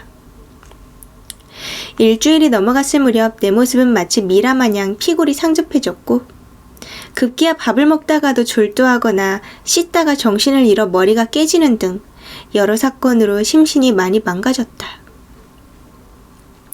그럼에도 선월은 나에게 질문조차 하지 않았고 그저 곁에 있으면서 상처 치료나 부축하는 정도로 날 도왔다. 기본적인 끼니 챙기기나 그 큰 집의 청소를 도맡아 하면서도 불평하지 않았고 전화가 계속 불티나게 오는데도 내가 따라가지 못하는 곳이나 오래 걸리는 일 같은 건 거절하면서 병원에 가자거나 약을 지어오는 일은 전혀 없어서 난 그 점이 좀 이상했고 서운하기도 했다. 나는 점점 기억력도 없어지고 집중력도 떨어져 버려 반 바보처럼 생활을 해서 중간중간의 일이 거의 기억이 안 나지만 그날은 선월이 처음으로 나에게 질문을 한 날이라 또렷이 기억하고 있다. 가방을 뒤져 뭔가를 꺼내서 내밀더니 작은 환약 같은 게 손마디만한 통에 들어있는 거를 물과 함께 주더니 먹으라고 했다. 무슨 약인지 물었지만 그냥 몸에 좋은 거니 먹어 하며 5알을 손에 올려주고 난 털어넣었지. 그리고 놀랄만한 질문을 했는데 아주 태연한 말투로 그것과 대화가 가능하냐며 예전부터 당연히 알고 있는 일이라는 듯이 아무렇지 않게 물어보길래 갑자기 짜증이 나서 쏘아보았다. 그렇게 잘하면 직접 얘기해보라고. 난 대화고 뭐고 그것과 아무것도 하고 싶지 않고 지난밤에 무슨 일을 겪었는지조차 기억이 안 난다고 말이다. 그리고 북받쳐오는 설움에 엉엉 울며 난 정말 그것이 무섭고 두렵다. 언제고 그것이 날 죽일 것 같아서 잠을 잘 수도 없고 스스로 죽기에는 난 아직 해보고 싶은 게 너무 많다. 내가 왜 이런 일을 겪어야 하는지도. 난 많이 살진 않았지만 남을 괴롭히거나 고의로 피해준 적도 없고 바퀴벌레 빼고는 재미로 뭘 죽여본 적도 없다며 도대체 내가 어떤 잘못을 했길래 이런 일을 겪어야 하는지 모르겠다고 퍼부었다. 사실 선월에게 화풀이할 일은 아니지만 난 그냥 화를 내고 있었다. 그러다 기분이 좀 가라앉았는지 제정신이 돌아왔는데 민망해져서 살짝 선월의 눈치를 보았다. 계속 듣기만 하던 선월은 작은 눈을 치켜뜨며 할 말 다 끝났으면 이제 내가 들을 차례라고 했다. 오늘 밤 그것과 대화를 해서 그것이 비롯된 곳이 어딘지 알아야 한다고. 그동안 충분히 내 양기를 먹었으니 사념덩어리 같은 온전치 못한 그릇이 이제는 형체가 잡혔을 거라며 아마도 내 의식으로 대화하고자 한다면 거절하진 않을 거라고 했다. 하지만 계속 피한다면 빙의 같은 걸로 육체를 얻고 이런 판타지한 이야기가 아니라 양기만 쪽 빨려서 빈 껍데기로 죽을 거라고. 그럼 구천을 떠돌 에너지조차 남지 않고 그냥 그대로 끝이든지 아니면 아귀처럼 나도 다른 양기를 찾아 굶주리며 배회하든지 둘 중 하나 고르면 된다고. 자세한 이야기는 오늘 밤이 지나야만 해줄 수 있기 때문에 더 이상의 질문은 하지 말고 시키는 대로 하라고 했다. 그렇게 선월과 이야기가 끝나고 잠시 같이 외출 좀 하자기에 간만에 집 밖에 나가 바람도 쐴 겸 나갔다. 이것저것 장을 좀 보고 선월의 집으로 갔는데 여전히 역한 향냄새는 그대로였다. 선월은 방으로 들어가 한참을 나오지 않았는데 오랫동안 비워둔 집치고는 깨끗해서 신기했다. 선월이 나왔고 집이 깨끗하다고 했더니 신당도 있고 해서 계속 방치할 수도 없으니 아침마다 짬내서 손질하고 가곤 했다고. 난 한낮이 되어서야 일어나니까 몰랐을 거라면서 별탈 없이 자고 있는지 확인하고 나갔으니까 아줌마한텐 이르지 말라고 하더라. 그렇게 능청스럽게 굴기에 난 맨입으론 그럴 수 없다고 했더니 농담도 하고 살만한가 보다고 해서 치 하고 웃었는데 생각해보니 몸이 한결 가볍고 늘 짓누르던 피로도 없길래 머리가 맑고 개운한 듯 했다. 그런 선월도 평소와는 달리 무뚝뚝하지도 않고 웃기도 해서 나도 한결 마음이 편했다. 돈 버는 일도 못하고 그곳에 갇혀서 내 뒤치다꺼리만 해와서 비록 아줌마의 부탁이었다곤 해도 엄연히 내 문제이기에 늘 미안했거든. 볼일을 보고 돌아가는 길엔 날씨가 춥다며 옷도 사주고 붕어빵도 사주며 오빠같이 살뜰하게 챙겨주기에 예쁨 받지 못한 외동딸로 살아와서 그런지 그런 배려에 내 형제가 있었다면 이런 느낌일까 하는 생각도 들었다. 그런 감정도 잠시 싸늘한 밤 공기가 귀 밑을 훑고 지나갔을 때 내 삶의 제2의 시작점이 될 오늘 밤에 대한 생각이 숨이 가빠져 오게 만들었다. 걱정되냐며 어깨에 손을 올리던 선월이 날 보며 작게 말했다. 널 지켜줄 사람들은 많다. 우리가 죽게 내버려두지 않는다고. 코끝으로 확 들어오는 찬 기운에 잠에서 확 깼다. 이불을 아무리 뒤집었어도 으슬으슬 떨리는 추위 때문에 비몽사몽으로 가늘게 눈을 떠서 숨을 쉴 때마다 입김이 날 정도로 밤 공기가 너무 싸늘하다는 걸 느꼈다. 오늘 밤은 유난히 춥구나. 아직 한겨울도 아닌데 이 정도로 춥다니. 이번 겨울은 엄청 길려나 보다 하고 몸을 뒤척이는데 갑자기 침대가 으르렁대며 떨렸다. 침대와 같이 내 몸도 떨렸는데 추위에 떠는 정도로 이 정도로 흔들리나 싶어 의아하던 차에 점점 더 심해지는 진동에 놀래 이불을 박차고 일어났다. 순간 침대 귀퉁이 모서리에 서서 빤히 바라보는 그것과 눈이 마주쳤어. 그것은 엷은 미소를 띠며 날 바라봤는데 언제부터 달려있던 건지 그 퀭한 구멍을 대신해 윤기 없는 바둑돌 같은 눈 같은 게 달려있었다. 흰자조차 없는 그 새까만 눈이 마치 연옥으로 가는 문 같았다. 매일 마주하는 것이지만 도통 그 두려움은 사그러들지 않았다. 오히려 공포감은 가중될 뿐. 떨리는 몸을 부여잡고 억지로 입을 열었다. 왜 나여야만 하는지, 어디에서 온 건지. 그것은 말없이 날 내려다볼 뿐이었는데도 이상한 중압감 같은 게 느껴졌고 마지막 정신줄만 겨우 잡고 있을 뿐이었다. 그것은 슬며시 손을 뻗었는데 가늘고 긴 그림자가 내 쪽으로 길게 늘어져 왔다. 이마에 순간 찬기가 스며들더니 극심한 추위가 온몸으로 퍼졌다. 귀에서 웅웅거리는 소리가 들렸고 점점 커지는 소음에 정신이 혼미해졌다. 난 꿈을 꾸는 건지 어딘가에 홀로 서 있을 뿐이었고 주위를 온통 둘러보아도 컴컴한 암흑뿐이었다. 순간 달칵하는 소리 같은 게 났는데 주위가 밝아지면서 보인 건 예전에 살던 반지하 집 방안이었다. 조심스럽게 어둠 속에서 나와 뒤를 돌아보자 이상하게도 내가 나온 곳은 장롱 아니었다. 주방에서 딸그락거리는 소리가 나서 그쪽으로 가보았는데 믿기지 않게도 그곳엔 엄마가 서 있었다. 엄마 언제 돌아온 거야? 나 지금까지 꿈을 꾼 건가? 혼란스러움을 잠시 뒤로 하고 엄마! 하고 부르며 손을 뻗었다. 그런데 내 모습이 보이지 않는 것처럼 엄마는 설거지를 멈추지 않았고 내 입에서 탄식이 나올 때쯤 현관에서 내가 걸어 들어왔다. 또 다른 내가 엄마에게 엄마 학교 다녀왔어. 오늘 점심은 뭐야? 하고 웃는데 우리 딸 좋아하는 된장찌개 하고 엄마가 빙긋 웃었다. 방에 들어온 나는 엄마 장롱 새 거야 라고 했는데 낯이 익은 광경이었다.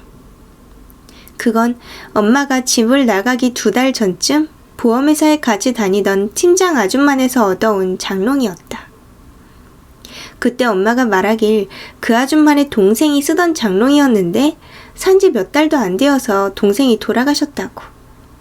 지병이 있어서 원래 계속 아프셨는데 그분 남편이 이제껏 제대로 된 살림살이 한번 못 사봤다고 한탄하던 아줌마 동생에게 선물한 장롱인데 얼마 쓰지도 못하고 돌아가셔서 보고 있으면 마음이 아프다고 버리겠다는 걸 새 건데 아깝다고 엄마 생각이 나서 연락해줬다고 했다.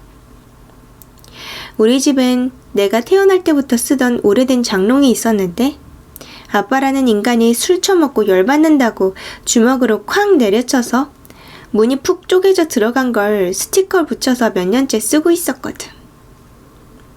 나는 너무 잘됐다고 신나했는데 엄마가 그 집 아줌마가 담배를 많이 펴서 장롱이 닦아도 누렇다고 나보고 좀 닦아놓으라고 해서 열심히 닦고 차곡차곡 이불과 몇 벌 되지도 않는 옷을 예쁘게 개서 넣었었다. 그 상황이 그대로 내 눈앞에서 벌어졌다. 내가 겪었던 그대로. 그래, 내가 나를 보고 있었다. 그게 꿈이라는 걸 알쯤에도 그 상황에 나는 계속 분주하게 움직이고 있었어. 좋은 장롱이라 서랍장에도 레일이 달려있어서 무겁지 않게 잘 열린다고 호들갑을 떨고 있는데 그걸 보니 피식 웃음이 났다. 따끈한 밥상을 들고 돌아온 엄마는 된장찌개에 조기를 찢어주며 토요일인데 우리 단둘이 데이트하러 갔다 올까? 하곤 활짝 웃었다. 그 모습이 얼마나 생생한지 난 그 자리에서 너무 행복해 눈물이 났다. 그리고 그 꿈에서 영원히 깨고 싶지 않았다. 난 아직도 엄마 품이 그리운 14살 소녀였으니까. 우리 딸 하고 날 보고 밝게 웃어줬다. 엄마는 과거의 내가 아닌 지금의 나를 보면서 우리 딸 화들짝 놀라서 벌떡 일어났다. 눈 주위는 축축했고 내 눈앞에는 선월이 있었다. 한참을 깨워도 안 일어나서 걱정했다며 꿀밤을 쥐어박았다. 나는 울음을 터뜨렸다. 엉엉하고 아주 크게.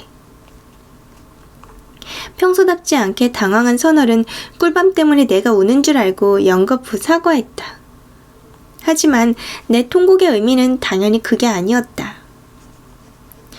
보고 싶은 우리 엄마, 지금은 어디 계시는지. 이 글을 쓰는 중에도 너무 그립다. 나는 깨작깨작 밥알을 세고 있었다. 선월의 고집에 억지로 식탁에 앉기는 했지만 아직도 감정의 여운이 가시질 않아 훌쩍거리고 있었으니까 밥을 먹는 둥 마는 둥 뒤적거리다 국만 2번 떠먹고 일어났다. 소파에 앉아 TV를 괜히 이리저리 돌리고 있는데 선월이 갈아낸 딸기를 주며 이모 모레 돌아오신다 하고 이야기를 꺼냈다. 이모라 함은 아줌마를 말하는 것 같아서 아 하고 짧게 대답했어.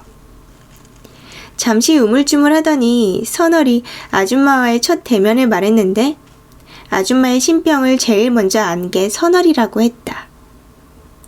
선월은 10대의 신을 모시게 됐는데 그쪽에서는 꽤나 명성이 있었나 보다. 다 죽어가는 동생을 위해 아줌마요? 아줌마의 오빠가 선월을 데려왔고 신병을 고치고 집안을 세우려면 신내림을 받으라고 했더니 아줌마가 욕을 하며 선월을 내쫓았는데 선월은 아줌마의 고집도 고집이지만 걱정이 많이 됐다고. 그렇게 그 집에 들락거리며 신내림을 종용하고 어르고 달래고 협박도 해보고 별수를 다 썼지만 아줌마의 고집은 꺾이지 않았고 하지만 잦은 왕래로 정이 들었는지 친정오빠의 사례금보다 더 많이 신경 써주었고 보살펴주고 하면서 지금까지도 친구 역할로 오랜 시간 지내왔다고. 아줌마가 성격은 까칠하지만 한번 인연이 된 사람은 쉽게 보지 않는다며 논산에 간 것도 장군 모시는 선월의 신어머니께 간 거라고 그 의미를 알겠냐고 묻길래 난 앞서 했던 말들도 이해를 못했기에 고개를 가로저었다. 선월은 아줌마가 그토록 증오하던 신내림을 나 때문에 받으러 가셨다고 했다. 말도 안 되는 일이라고 왜 하필 나 같은 것 때문에 얼마나 안사이라고 날 위해서 그분이 희생하셔야 하냐니까? 그게 아줌마의 의지니까 미안해 할 필요 없다. 그냥 모르는 척 하라고 했다. 그런 사실을 알면 당연히 내가 거부할 거니까 비밀로 하라고 하셨지만 선월은 내가 알고 있는 게 앞으로의 일에도 좋을 것 같아 얘기했다고 한다. 굉장히 혼란스러웠다. 난 그 많은 일을 겪은 것도 이런 빼도 박도 못하는 상황에 처해진 것도 어린 나에게는 견딜 수 없는 시련 같았다. 왠지 돌아오는 아줌마의 얼굴을 똑바로 볼 수 없을 것 같아서 하루하루가 지나 아줌마가 돌아올 날이 될 때까지 신경을 너무 써서 잠을 잘 못 잤고 그것과의 사투로도 굉장히 기진맥진한 상태였다. 아줌마가 돌아왔다. 보자마자 이년아 잘 있었냐 하고 웃으며 볼을 당기는데 어쩔 수 없이 억지 웃음을 지었다. 신내림 받느라 힘들었는지 얼굴이 좀 푸석푸석해 보였지만 그 세파에 찌들은 얼굴이 무언가 매끈하고 빛나는 게 무언가 고통이 덜어진 느낌이라서 얼굴이 더 좋아진 것처럼 느껴졌다. 아마도 수년간의 몸 안의 것이 어지간히 괴롭혔을 테지.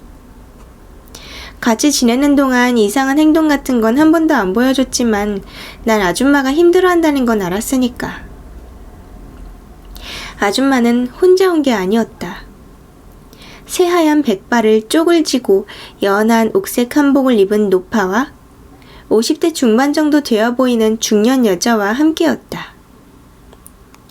선월이 어머니 오셨냐며 맨발로 뛰쳐나가 짐을 받고는 팔을 끌어 집 안으로 모셨다. 누군지는 모르겠지만 어른이니 인사를 하려고 앞에 가 섰는데 노파와 눈이 마주친 순간 이상하게도 가슴이 요동쳤다. 그 할머니에게는 아줌마는 잽도 안 될 정도의 중압감이 있었는데 눈매가 번뜩거리는 게 마치 호랑이 같았고 백발까지 선해서 그런지 꼭 산신 같은 느낌이랄까? 어렵사리 인사를 했는데 나 같은 건 하찮다는 듯이 그냥 가버렸다. 선월은 자기가 더 무안했는지 애써 웃으며 어머니가 좀 애들하고는 영 안 친하셔서 하고 웃더니 귓속말로 저분이 아줌마와 자기의 신어머니라고 장군을 몸에 담아 다니신다더니 포스가 진짜 남달랐다. 그 옆에 있던 중년 부인은 제자라고 했는데 같이 있는 동안 한마디도 말을 들어본 적이 없어서 아마도 벙어리라고 추측하게 되었다. 아줌마는 뜬금없이 선월과 같이 바람이나 좀 쐬고 오라고 했는데 선월은 아무 질문도 없이 내 손을 잡고 나가자는 눈빛을 했다. 그렇게 따라가자 다 저녁 때 되어서 돌아왔는데 현관을 열자마자 역한 향냄새가 났다. 킁킁거리며 이리저리 둘러보는 날 보고 선월이 그랬다. 아줌마의 신당 때문이라고. 그걸 도우려고 신어머니와 그 두 분 같이 오신 거라고 말이다. 그 말을 들으니 진짜 실감이 났다. 아줌마가 이제 무당이 되었구나 하고. 아줌마 방에서 시끌시끌 소리가 나더니 세 분이 나오셨다. 편의상 신어머니는 장군 할머니, 중년 여자는 제자라고 앞으로 말하겠다. 장군 할머니와 제자는 자리에 앉지도 못하고 기도 때문에 가봐야 된다며 채비하셨다. 선월이 피곤한 아줌마를 대신해 할머니들을 터미널까지 모셔다 드리기로 했다. 선월은 바로 집으로 갈 거라며 짐을 챙겼고 그 사이 할머니가 아줌마에게 당부 같은 걸 하고 있었다. 인사는 해야 될 것 같아 현관에서 배웅하려 했더니 갑자기 날 매섭게 돌아본 장군 할머니는 내 등짝을 세게 때렸다. 순간 아픈 느낌보단 잠시 어지럽더니 컥 소리와 함께 앞으로 고꾸라졌다. 제자는 날 일으켜 부축하였고 어리벙벙한 눈으로 바라보는 나에게 어린 것이 짠하다. 나머지는 너희 몫이다. 하고 돌아섰다. 뭔진 몰라도 배웅 인사는 해야 될 것 같아 대문까지 쫓아가 인사하고 돌아가는 길에 희한하게도 개들이 날 보고 짖질 않았다. 그때는 그게 우연이라고 생각했다. 아줌마가 물을 좀 달라고 하기에 다 갖다 주고 소파에 앉아서는 그동안 어땠냐고 묻기에 그것에게 시달린 이야기부터 꿈 얘기까지 빠짐없이 얘기했다. 그게 전부냐, 혹시 꿈에서 그것을 보았냐, 무언가 미신쩍은 건 없었냐 하기에 아니라고 했더니 순간 아줌마는 눈이 번뜩하더니 고개를 저었다. 그리곤 피곤하니 내일 얘기하자며 방으로 들어갔고 나도 긴장이 풀렸는지 잠이 쏟아져서 방으로 들어갔다. 침대에 누워 아줌마의 말을 고집어 보았지만 난 도통 뭘 놓친 건지 뭐가 잘못된 건지 알 길이 없었다. 그리고 잠이 들었는데 그날은 이 집에 온 후 두 번째로 그것에게 시달림을 당하지 않았다. 그런데 이상한 꿈을 꿨어. 내 방 창가에 키가 작고 여리여리한 여자아이가 서 있었는데 내 인기척을 느꼈는지 날 돌아봤다. 하얗고 예쁜 아이였어. 날 보고 씩 웃더니 손을 내밀어 창밖을 가리켰어. 그곳은 그 집 정원이 그대로 보였는데 어느새 그 애는 그곳으로 가 있었다. 제일 큰 나무 밑에 서서는 날 향해 크게 손을 흔들더니 서서히 모습이 사라져갔어.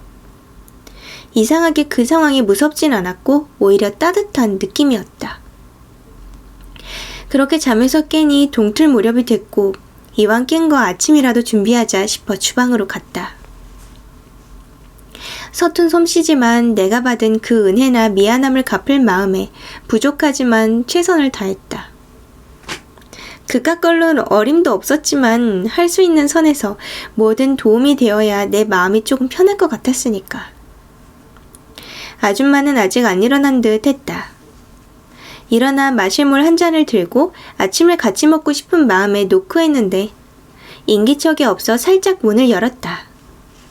어두운 방 안을 밝히는 등과 초들, 무시무시한 그림이 그려진 벽화와 무구들.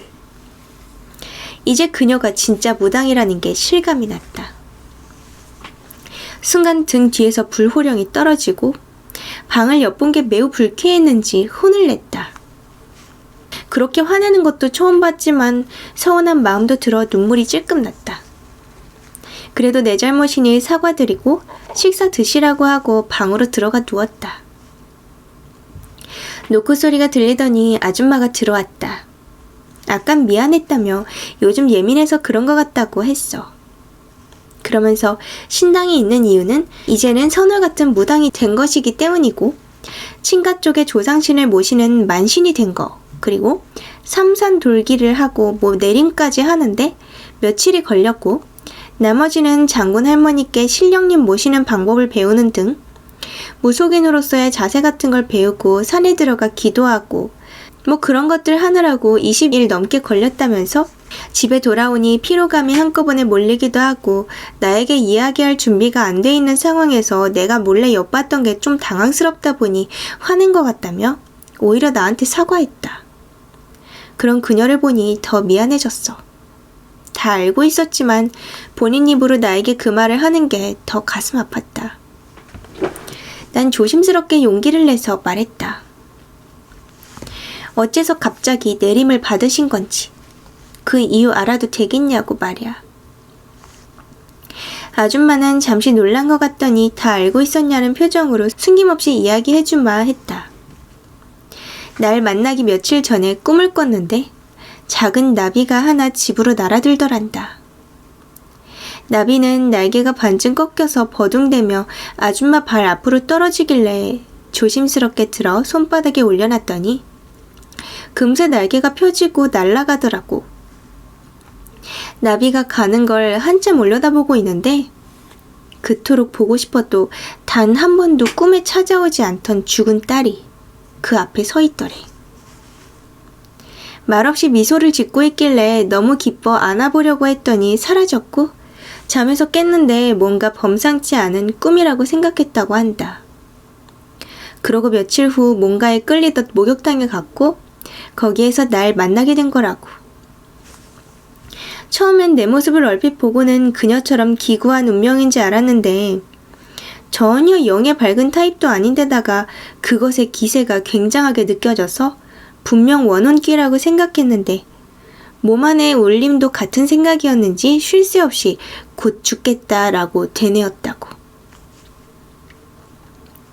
기도 굉장히 약한 아이여서 거의 그것의 아우라로 덮여 있어 한눈에 봐도 위태로운 상황이었는데도 생각보다 내 경계가 심해서 어차피 필연이면 분명히 다시 만날 거라는 생각에 그냥 보냈는데 몇 시간도 채 되지 않아 만나는 걸 보니 네가 그 나비가 맞구나 하는 생각이 들었대.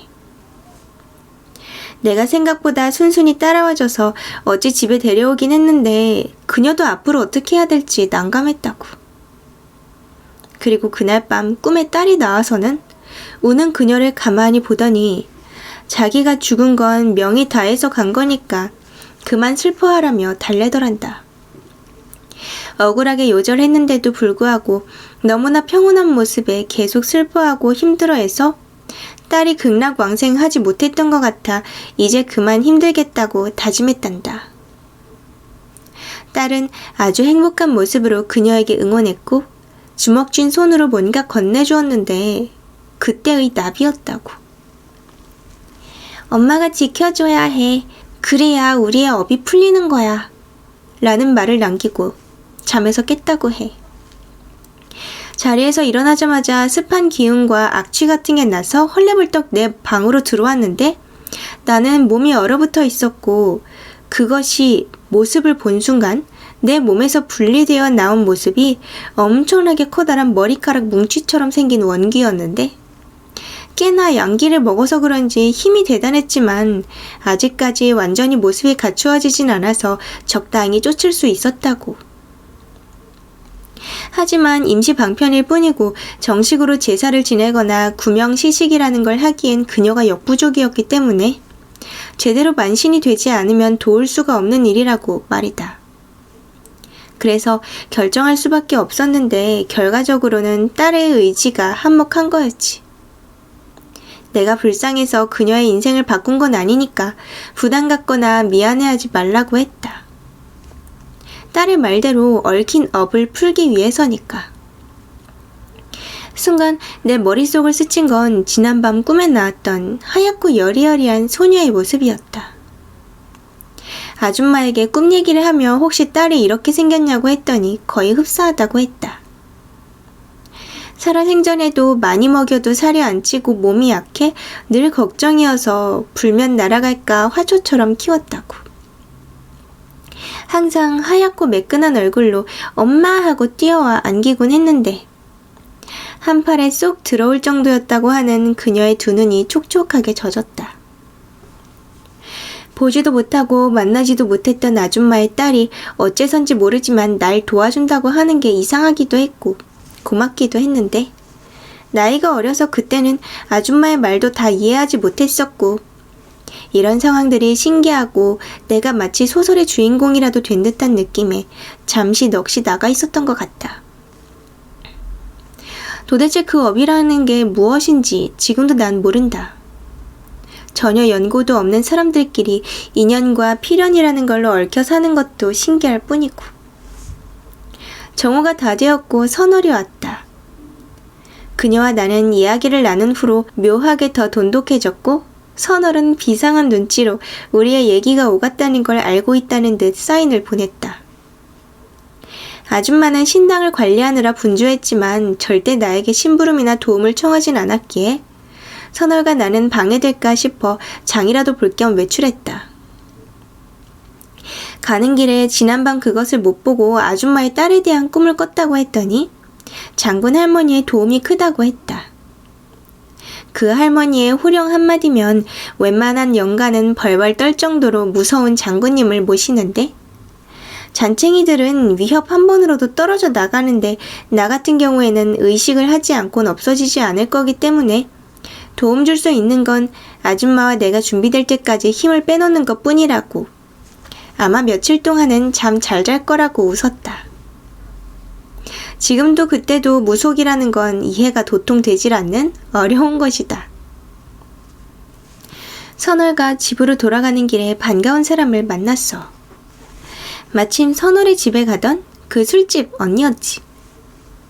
한참 선월과 이야기를 하더니 자그만 보따리를 주고 돌아가길래 무슨 일이냐고 물었더니 심드렁한 얼굴로 가게 다시 잘 된다고 한 군데를 더 확장해서 떡이랑 음식 한 걸 주려고 왔다고 하더라. 선월은 내 생각보다 더 영험한 것 같았어. 그나저나 그 언니는 뭐하러 이 먼 곳까지 왔을까 생각했는데 아무래도 선월을 좋아하는 것 같았다.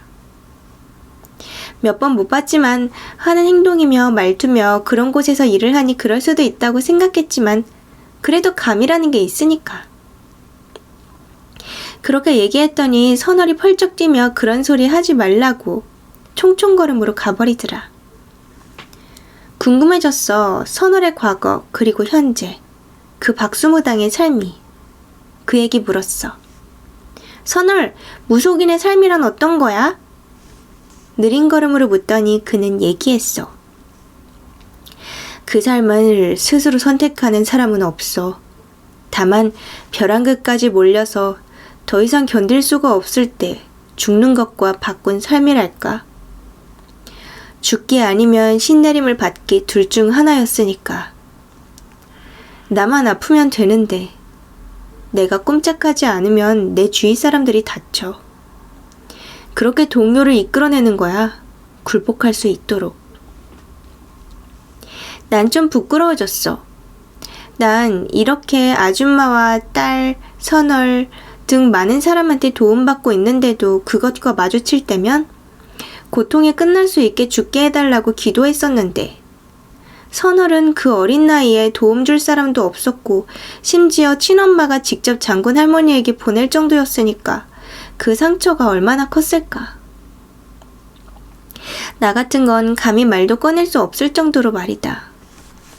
그래도 선월은 그때의 선택에 더 이상 후회는 없다며 지금은 예쁜 선녀님과 같이 사니 더 좋다고 했어. 자기가 모시는 신이 선녀님인가 봐요. 선월에게 여자친구는 없었냐니까.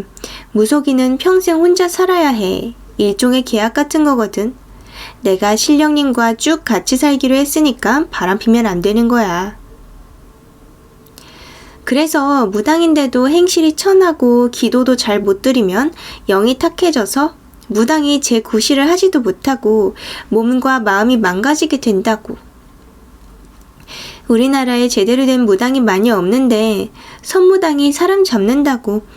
영이 탁해서 잘 볼 줄도 모르면서 나처럼 원귀나 잡귀 같은 게 붙은 사람한테 구명의식을 해야 됨에도 신령으로 둔갑시켜 내린굿을 종용하는데, 그마저도 제대로 된 내린굿도 아니고 상차림만 해서 북만 두드리니까 오은천재 잡귀가 다 달라붙어서 또 다른 선무당을 만들어내니까 신어머니도 제자도 다 하나같이 돈에 눈먼 사이비가 되는 거라고 열변을 토했어. 그런 얘기를 쭉 듣다 보니 좀 무서워졌다. 내가 만약 계속 우리 집에서 살았다면 어떻게 됐을까? 분명 목사님의 안수기도 같은 걸로 사탄을 내쫓는다며 어디 산속에 감금당하거나 괄호치고 할머니의 교회에서 그런 일이 있었다. 괄호 닫고. 아님 아줌마나 선월처럼 좋은 사람들을 못 만나게 되어서 선무당이 됐거나. 선월이 그런 내 마음을 읽었는지 우린 전생에 분명 인연이었을 거야. 내가 분명 선월과 아줌마에게 큰 은혜를 베풀었을 거라고. 그걸 갖기 위해 억겁의 시간을 거쳐 여기까지 온 거라고 말해주더라고. 지금 나한테 일어나는 일들이 설명할 수 없는 말도 안 되는 일들이니 그 말이 일리 있다고 생각했어. 선월에게 그럼 내 인생도 점쳐줄 수 있냐고 물었어. 그는 쓰르숨을 지으면서 넌 아직 어리니까 그럴 필요 없어 라고 했다. 그러면서 너 말야 돈 많아? 내 복채는 비싼데 하길래 내가 돈이 어딨어 하니까 그럼 더더욱 안 되겠네 하고 농담을 하더니 깔깔 웃으면서 집으로 쏙 들어가 버렸다. 그래 선월, 난 앞으로 어떻게 될까? 평범한 학생으로 다시 돌아갈 수 있을까? 자, 오늘은 여기까지 할게요. 왜냐면 이 바로 직후부터는 그것 혹은 그것들과의 싸움이 시작되기 때문입니다. 이거 예전에 한번 보고도 나중에 제목만 봤는데도 무서워서 다시는 안 읽었거든요. 근데 오랜만에 이게 생각나서 막 찾아봤어요. 찾아봤는데 여전히 너무 무서워서 보다가 잠들었는데 막 여기 속의 주인공이 되는 꿈도 꿨고요. 그래서 제 몸속에 사는 그 원령이 무엇인지 알아내고자 하는 뭐 그런 꿈도 꿨고요. 그랬답니다. 그럼 읽어주는 예능반 여러분, 다음 시간에 하편으로 만나요. 안녕! 스스?